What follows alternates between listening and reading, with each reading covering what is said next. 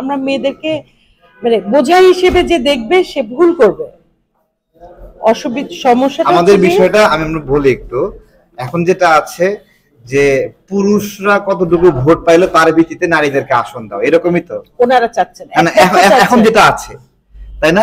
যে মানে ওই যে 300 আসনে কে কত পার্সেন্ট পাইলো আসন, তার ভিত্তিতে নারী আসন দেয় না, সিলেকশনের কথাই তো বলতেছি, যে কতগুলো ভোট একটা রাজনৈতিক দল পাইলো, কতগুলো আসন পাইলো, তার রেশিওতে নারীদেরকে দিবে। তাহলে ওই রেশিও করার ফলে যেটা হয়, নারীদেরকে নেতাদের পিছনে ঘুরতে হয়। আমরা বলতেছি এই ঘোরাঘুরি বন্ধ হবে, ঘোরাঘুরি বন্ধ হয়ে নারীরা জনগণের ভোটে নির্বাচিত হবে। নারীরা যদি জনগণের ভোটে নির্বাচিত হয় তাহলে সংরক্ষিত আসন থাকবে। এইটাই যে সংরক্ষিত আসন বলছেন না, এই যে নারীরা যখন পুরুষরা একসাথে নির্বাচন করছে, সেখানে নারীরা এই যে নির্বাচনী এলাকায় যে আপনার হলো কর্তৃত্ব প্রয়োজন হয়, যে তার জন্য যেরকম স্ট্রেংথ প্রয়োজন হয়, ওইটা একজন নারী নেতৃত্বে তৈরি হয়েছে কিনা এখন সেই প্রসেসে আমরা দেখছি 2, 4, 5 জন ছাড়া নির্বাচিত হয় না। তাহলে কি নারীদের অংশগ্রহণ সংসদে থাকছে না।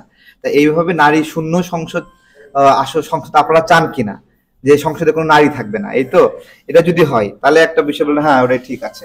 সেই জন্যই তো বলা হচ্ছে যে সংরক্ষিত আসন। সংরক্ষিত আসন কি জিনিস, যে নারীরা নির্বাচিত হোক না হোক আমরা সংসদে 50 জন নারী সদস্য থাকবেই, তাই না? সেটা কিভাবে দিচ্ছিল, যে ওই যে পুরুষরা কত পার্সেন্ট নির্বাচিত হলো কোন দল থেকে, সেই অনুযায়ী ওই দলকে ক্ষমতা দেওয়া হচ্ছে যে আপনারা এতগুলো নারী চুজ করেন। আমরা বলতেছি এই চুজ করার সিস্টেম না থাকে, সরাসরি ভোট পাক না নারীরা, ঠিক আছে? যেই সংরক্ষিত আসন 50টা হোক 100টা হোক, ওটা সংরক্ষিত থাকুক, কিন্তু ওইটাও তারা একটু ভোট পেয়ে আসুক। যে আপনার হলো ধরেন ওই নারীরাই তো ভোট পাবে, 2 জন নারীর মধ্যে প্রতিযোগিতা হবে, এটা তো হলে সেখানে পুরুষ ঢোকার সুযোগ নাই। আমরা ওইটা বলতেছি যে আপনার তোষামোদী তদবির এগুলো করে নারীদেরকে নির্বাচিত না হয়ে তারা তাদের মধ্যে ভোট করে তারা নির্বাচিত হয়ে আসুক, এটা আমরা বলছি।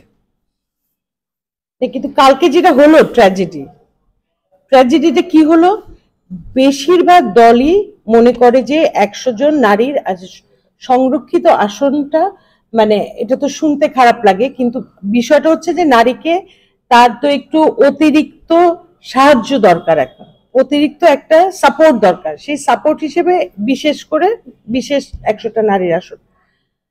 ঝামেলাটা হলো 2-1টা দল তারা বললেন যে বাংলাদেশ এখন সমাজটা ওভাবে তৈরি হয় নাই নারীর সরাসরি নির্বাচনের। আচ্ছা ঠিক আছে, আমি এটা ডিবেটে যাচ্ছি না, কিন্তু কথা হলো যে আমরা তো একটা পরিবর্তন চাই।